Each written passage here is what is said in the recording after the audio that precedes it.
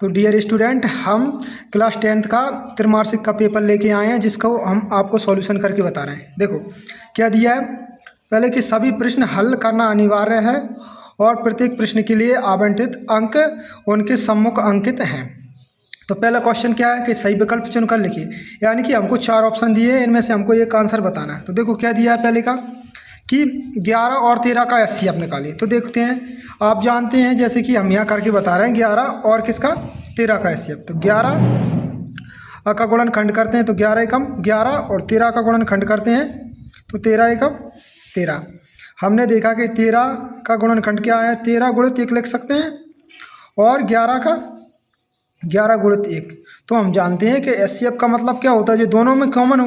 इन दोनों में 13 तो नहीं है, क्या कॉमन है 1। तो इसका हमारा जो एचसीएफ निकला वो क्या निकला 1। अब देखो दूसरा क्वेश्चन क्या दिया है, यदि द्विघात बहुपद ax² plus bx plus c के शून्यक अल्फा और बीटा हों तो अल्फा प्लस बीटा का मान क्या होगा। देखो हमने बताया था आपको पहले कि जो अल्फा प्लस बीटा होता ना, इसके बराबर क्या होता है -b/a, और इसका गुणांकों का मतलब अल्फा इंटू बीटा बराबर c/a। तो आपसे क्या पूछा है, अल्फा प्लस बीटा का मान क्या निकलेगा हमारा -b/a। तो इसका ऑप्शन क्या हो जाएगा -b/a, यानी कि ऑप्शन नंबर सी। देखो निम्नलिखित में से दो चरों में रैखिक समीकरण क्या है। देखो हमने पहले ही बताया था कि मान के चलो एक संख्या है जैसे 5 1, तो एक क्या हो गया एक चर वाला, और जैसे ये इसमें बाई एक चर और जोड़ दें जैसे कि बाई, तो क्या होगा 2 चर वाला, बराबर में मान के चलो 6 ऐसे मान ले। तो ये कैसा हो जाएगा हमारा क्या दिया है 2 चरों में रैखिक समीकरण हो जाएगा। अगर इसकी घात 2 होगी इसका मतलब ये नहीं होगा, क्योंकि फिर ये 2 घात बन जाएगा। तो हम देखते हैं इसमें क्या होगा हमारा, इसमें ऐसा ऑप्शन कहाँ है, तो हम देखेंगे XY के रूप में, ऑप्शन नंबर चौथा, यानी कि क्या हो जाएगा डी। अब दिया है कि समीकरण x² प्लस x माइनस 1 बराबर 0 के मूलों की प्रकृति कैसी होगी। तो सबसे पहले हमने कैसे बताया आपको, एक फॉर्मूला से बताया प्रकृति ज्ञात करने के लिए। क्या फॉर्मूला बताया था हमने कि d बराबर b² माइनस 4ac। हमने आपको ये बताया था कि अगर ये d बराबर 0 होगा ना तो कैसे होंगे मूल, वास्तविक होंगे। अगर d का जो मान है ना बड़ा निकला, यानी d से जो कुछ मान बड़ा आएगा, कहने का मतलब है जो 0 के बराबर आएगा तो कैसे होंगे मूल बराबर होंगे। अगर 0 से मान के चलो कोई मान बड़ा आ रहा है तो कैसे होंगे, जो उसके जो वास्तविक मूल होंगे ना भी भिन्न होंगे। ठीक है, अगर 0 से छोटा आ रहा है उसका मान तो इसका मतलब इसकी कोई मूल नहीं होंगे। ठीक है, तो इसमें देखना है कि हमें क्या दिया, सवाल दिया x² minus x plus x minus 1 बराबर 0। तो हम सबसे पहले इसे किस रूप में व्यक्त करेंगे, ax² plus bx plus c बराबर 0 के रूप में लिखने पर। तो देखा a बराबर क्या आ जाएगा 1 और b बराबर 1 और c बराबर -1। अब हमें किस में रखना, फॉर्मूला में, d बराबर b² माइनस 4ac। तो हमने देखा b बराबर क्या है, b का मान क्या है, d बराबर b का मान है 1, तो 1 का स्क्वायर माइनस 4 गुणित a का मान 1, c का मान -1। तो इसे करेंगे क्या आएगा, d बराबर 1 का स्क्वायर 1 माइनस a माइनस तो किसका हो जाएगा प्लस का, 4 एकम 4 4 एकम 4, तो कितना हो गया 4। तो d बराबर कितना है 5। अब हमें पता है जो d का मान निकला है वो किससे बड़ा है, 0 से बड़ा है। 0 से बड़ा होता है तो क्या आता है, हमारे मूल वास्तविक होते हैं और कैसे होते हैं भिन्न। तो देखो इसमें वास्तविक और भिन्न कौन से में है, ऑप्शन नंबर बी में। तो आंसर क्या हो गया हमारा बी, ऑप्शन नंबर बी। और हमें 5वां दिया है समांतर श्रेणी 6,4,6,2 का सारबंतर निकालें। तो हमने बताया सारबंतर कैसे निकालते, सारबंतर यानी कि डी हम लिखते हैं कि a2 माइनस a1। तो हमने देखा a2 क्या है 4 है, माइनस a1 कितना है 6, तो घटाएंगे क्या आ जाएगा -2। तो हमारा आंसर कौन सा है, ऑप्शन नंबर सी। ठीक है, अब देखते हो 6वें और देखते हैं। तो देखो क्वेश्चन नंबर 6वां क्या दिया है, किसी त्रिभुज ABC में जो DE किसके समांतर है, सर्वांग समांतर बोल सकते हैं AB, तथा CD बराबर 3 सेंटीमीटर दिया और EC बराबर 4 सेंटीमीटर दिया और BE बराबर 6 सेंटीमीटर दिया, तब DA होगा। तो देखो हमें चित्र दिया पहले एक त्रिभुज ऐसा, तो देखो एक त्रिभुज ऐसा दिया है, यानी क्या है A त्रिभुज ABC है, हमने मान लिया कैसा, अभी नहीं लिखेंगे, पहले हमको क्या निकालना है कि जो D है ना किसके समांतर है, AB के। तो जहाँ मान लो A, जहाँ मान लो B, यानी कि ऐसे रेखा काट देगी जो इसके समांतर होगी। ये रेखा ये रेखा कैसी होगी, समांतर। ये कितनी हो जाएगी अपनी, E और F, क्या हो जाएगी, E और F, ठीक है। तो उसने अब हमें क्या दिया है कि C और D मान के चलो, इसमें इसका मतलब E नहीं दिया, जहाँ आपको D दे दिया होगा, क्या D दिया है ना, इसलिए D, और जहाँ क्या हो जाएगा C। ये त्रिभुज हो गया ABC, और जो DE किसके समांतर है, हाँ इसमें दिया है ना DAB के समांतर है, तो ये क्या होगा, DE होगा, ठीक है। तो अब हमने देखा कि CD बराबर कितना दिया, CD 3 सेंटीमीटर है, इन दोनों के बीच की दूरी होगी, और EC 4 सेंटीमीटर, EC यानी इन दोनों के बीच की दूरी होगी। और क्या बोला है कि BE 6 सेंटीमीटर, जो BE है ना वो 6 सेंटीमीटर, इसका मतलब B यहाँ आ जाएगा, हो जाएगा, ठीक है। इनको चेंज करने से कोई फ़र्क नहीं पड़ेगा ज़्यादा। BE कितना है, 6। तो अब हमसे क्या पूछा है, DA, यानी कि इसके बीच की दूरी हम क्या मान लें, X। तो ध्यान रखना, जब भी आपके समांतर में आए तो हम क्या लिखते हैं, इस साइड की एक बार लिखेंगे, जैसे कि हमने लिख दिया, इसके बराबर ये हो जाएगी, यानी कि CE, क्या हमने देखा कि EC का मान कितना है हमारे पास 4 है, और BE का मान कितना है 6, बराबर में ये कितना दिया 3, और ये कितना दिया X। तो हम 3 गुणा करेंगे इसका इसमें, तो कितना आ जाएगा, 4x बराबर 6 18, यानी x बराबर 18/4, भाग देंगे तो कितना आएगा, 4 चौक 16, 4 5 20। तो कौन सा ऑप्शन आ रहा है हमारा, ऑप्शन नंबर C। अब देखो, अब उसने क्या किया, रिक्त स्थानों की पूर्ति कीजिए। तो 3 रूट एक संख्या, तो ध्यान रखना जैसे रूट में जो संख्याएं आती हैं वो क्या कहलाती है, परिमेय संख्या। तो इसका आंसर हमारा क्या हो जाएगा, परिमेय संख्या। हमने आपको डेफिनेशन बताई थी पहले। तो देखो इसमें क्या दिया, रैखिक बहुपद AX प्लस B का शून्यक होंगे। तो हमें देखना है, मान के चलो इस रूप में दिया है, कैसे कि 5x प्लस 3, तो हम देखेंगे इसका शून्य क्या आएगा, बराबर 0। तो इसका एक ही शून्य का आएगा, जैसे कि 5x प्लस उसके साइड जाएगा 3 प्लस का, तो माइनस का हो जाएगा, यानी x बराबर -3/5। और कुछ निकल रहा है, नहीं निकल रहा, यानी कि एक ही मान आ रहा है। तो कितने शून्य होंगे इसके, 1। कितने शून्य होंगे, 1। अब क्या दिया, समीकरण 2x प्लस वाई बराबर k में यदि x बराबर 2 और y बराबर 1 हो। तो देखो हमें समीकरण दिया, क्या दिया, 2x प्लस वाई बराबर k, और हमें मान भी दिए, x का मान क्या है 2, यानी कि x का मान 2 रख लिया, और y का मान 1 बराबर k। तो कितना आ गया, 2 दूनी 4 प्लस 1 बराबर k, यानी कि 5, k बराबर 5, k बराबर कितना आ गया 5।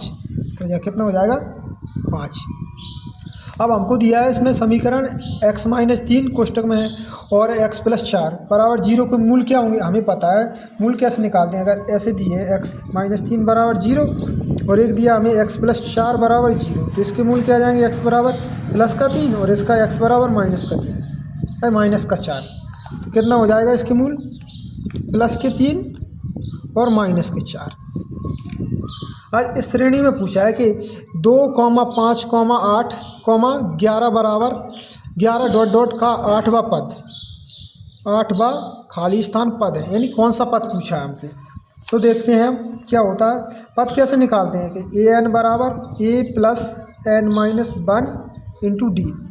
तो सबसे पहले हम d कैसे निकालेंगे, दूसरे पद में से पहला पद घटाएंगे, यानी 5 में से 2 घटाएंगे तो कितना आ जाएगा, d। कितना आ जाएगा, d आ जाएगा, d का मान यानी कि 3 है। तो ये कितना दिया है, ये n निकालना है। ये दिया हमें पहला पद यानी 2 प्लस n कितना है 8 माइनस 1, d का मान कितना निकला 3, तो बराबर 2 प्लस जी घटे 7, 7 को गुणा 3 में हुए 7 या 21 बराबर 23, यानी कितना आ जाएगा यहाँ पे पद वो 23। ठीक है। अब इसमें पूछा कि सभी वृत्त डॉट डॉट होते हैं, तो ध्यान रखना सभी वृत्त हमेशा समरूप होते हैं। कैसे होते हैं, समरूप, क्योंकि इनकी आकृति एक जैसी होती है। कैसी होती है, एक जैसी, जैसे कि गोला गोला ऐसी, तो ये कैसे हो जाएंगे, समरूप। अब देखो हमको सत्य सत्य बताना है कि दो संख्याओं का गुणनफल उनके एचसीएफ और एलसीएम के गुणनफल के बराबर होता है। तो देखो ये सूत्र ही होता है कि दो संख्याओं का गुणनफल बराबर एचसीएफ गुणित एलसीएम। इसका मतलब ये सही बोल रहा है, तो ये क्या हो जाएगा, सत्य। अब इसमें दिया है कि द्विघात बहुपद के अधिक से अधिक 2 शून्यक होते हैं, तो ध्यान रखना कि जो द्विघात बहुपद है ना उसके 2 ही शून्य निकल सकते हैं, उससे ज़्यादा नहीं निकल सकते, कम भले ही निकले हैं। ठीक है, तो ये भी कहानी कैसी हो गई, सत्य, यानी कि इसका आंसर भी क्या हो जाएगा, सत्य। अब हमको दिया है कि समीकरण निकाय 2x - 3x बराबर 7 एवं 4x - 6x बराबर 14 द्वारा निरूपित प्रतिच्छेदी रेखाएं हैं क्या। प्रतिच्छेदी कब होंगी, जब तीनों के मान बराबर ना हो। तो देखो जैसे हम करते हैं, जो हमें पहले समीकरण का a1 के रूप में मानेंगे। जैसे पहले समीकरण a1 बराबर क्या लिख सकते हैं हम, 2 और b1 बराबर -3 और c1 बराबर कितना लिख सकते हैं, 7। अब दूसरे समीकरण में आया, इसे 2 के रूप में लिखेंगे, a2 बराबर 4। तो अब हमें इसे लिखेंगे कि a1 बटे a2 बराबर कितना है, 2 और 4, और b1 और b2 का मान कितना दिया है, उसमें -3 है और बटे 6, और c1 और c2 का मान कितना दिया है, इसमें 7 और इसमें 14। तो अब हमने देखा कि 2 एकम 2, 2 दूनी 4, 1/2, 3 एकम 3, 3 दूनी 6, यानी 1/2 माइनस की, इसको काटा 7 एकम 7, 7 दूनी 14, यानी 1/2 प्लस की। तो हमने देखा कि ए माइनस में आ रहा है, ए प्लस में कितने, 1/2 बराबर -1/2, यानी ये बराबर नहीं है, बराबर c1 बटा c2, यानी ये भी बराबर नहीं है।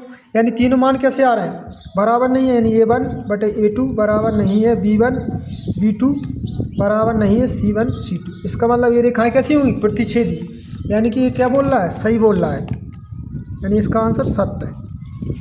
अब दिया हमें कि x² - 1 बराबर 0 में x के शून्य 0 और 1 होंगे क्या। तो देखो यहाँ देखो, जैसे x² - 1 बराबर 0, तो हम इसे कैसे लिख सकते हैं कि x² - 1 का स्क्वायर लिख सकते हैं बराबर 0। तो ये किस में खुलेगा, एक बार प्लस में, x + 1 और x - 1 बराबर 0। तो इसका क्या जाएगा, x + 1 बराबर 0, तो x बराबर -1 और इसका x - 1 बराबर 0, तो x बराबर +1। यानी क्या आ रहे हैं इसके शून्य, -1 और +1। ये क्या बोल रहा है, 0 और 1, तो ये क्या कह रहा है, गलत कह रहा है, यानी क्या हो जाएगा, असत्य, असत्य। अब 5वां देखो, समांतर श्रेणी के n पदों का योगफल an बराबर a प्लस कोष्टक में n-1 का कोष्टक बंद इंटू d होता है। नहीं, तो हमने क्या बताया, ये पद का होता है, किसके लिए, पद का। योग का क्या होता है, Sn बराबर n/2 कोष्टक में 2a plus n-1 into d, ये होता है योगफल का सूत्र। एक ये होता है Sn बराबर n/2 और a प्लस अंतिम पद, एक ही होता है, ये 2 सूत्र होते हैं। तो यानी कि इसमें ऐसा सूत्र दिया ही नहीं है, तो ये भी कैसा हो जाएगा, असत्य।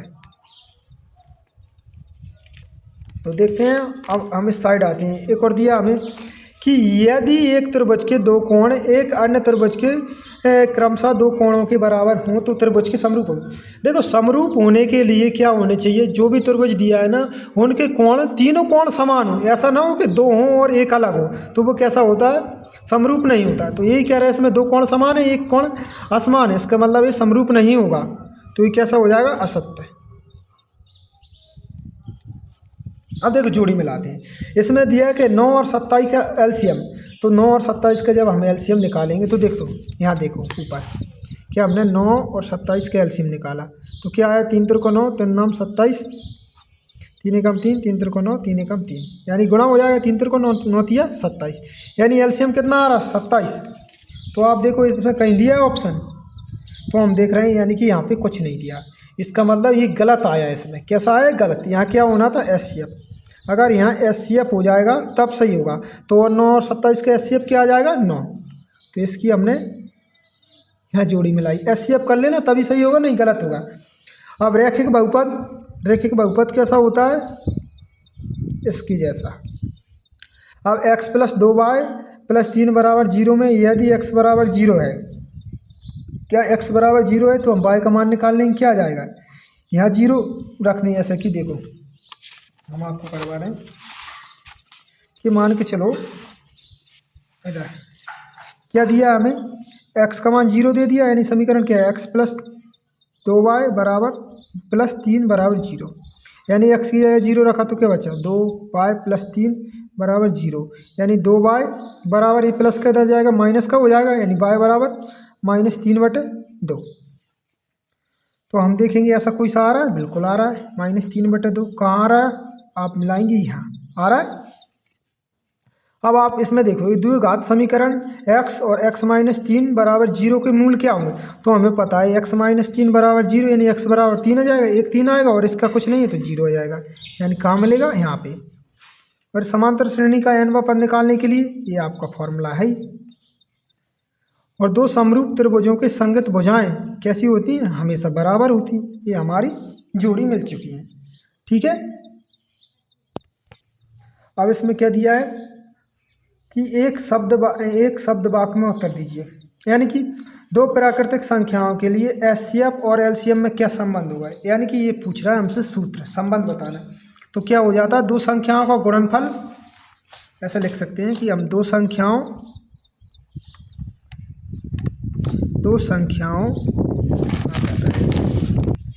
तो देखो दो प्राकृतिक संख्याओं के लिए संबंध बताना, तो क्या हो जाएगा, दो संख्याओं गुणनफल बराबर एलसीएम गुणित एचसीएफ, ये हो जाएगा अपना पहले का। अब देखो क्या दिया है कि एक त्रिघाती बहुपद की घात कितनी होगी, ध्यान रखना कि त्रिघाती कह रहा है, इसका मतलब इसकी घात कितनी होगी, 3, कितनी हो जाएगी 3। अब दिया है समीकरण ax² + bx + c बराबर 0 में मान b² - 4ac क्या कहलाता, तो अपना ये कहलाता विविक्तर, क्या कहलाता विविक्तर, क्या कहलाएगा विविक्तर। ठीक है, और इसमें दिया है कि 4, 0, -4 ... का अगला पद क्या होगा, पहले हमें सारवंतर निकालना हो। सारवंतर कितना आ रहा है हमारा, कि प्रथम दूसरे पद क्या है 0 माइनस पहला पद 4, घटाएंगे तो क्या आएगा -4, डिफरेंस कितना आ गया 4। इसका मतलब ऐसे ही हमारा तीसरा पद निकला है 0 + -4, तो कितना आया -4। ऐसे ही हमें देखेंगे कि इसमें अगर हम -4 जोड़ दें तो कितना आ जाएगा -8, क्या जाएगा अगला पद -8। क्या सभी वर्ग समरूप होते हैं, बिल्कुल ये भी सही कह रहा है, सभी जो वर्ग होते हैं, क्योंकि हम देखते हैं उसके प्रत्येक कोण का मान कितना डिग्री होता है 90 डिग्री, इसलिए ये कैसे होंगे समरूप। क्या सभी वर्ग समरूप होते हैं, बिल्कुल सही बात कह रहा है,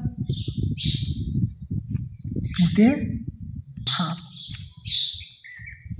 अब इसमें दिया रैखिक समीकरण y बराबर mx + 3 में यदि x बराबर -2 और y बराबर 5 हो तो m का मान, यानी कि हमें मान दिए जो है मान रखना है इसमें, यानी y बराबर mx + 3, यानी कि y का मान कितना है आपको देख पा रहे हो 5 है, 5 रख दिया, बराबर m, x का मान कितना दिया है -2 + 3, तो देखेंगे ये 5 हो गया, ये गुणा हुआ तो -2m हो गया +3, ये इधर आएगा तो 5 - 3 बराबर -2m, तो कितना 2 बराबर -2m, तो कटा 2 एकम 2, 2 एकम 2, 1, यानी ये माइनस इधर आ जाएगा, तो m बराबर कितना हो जाएगा -1, कितना हो जाएगा -1।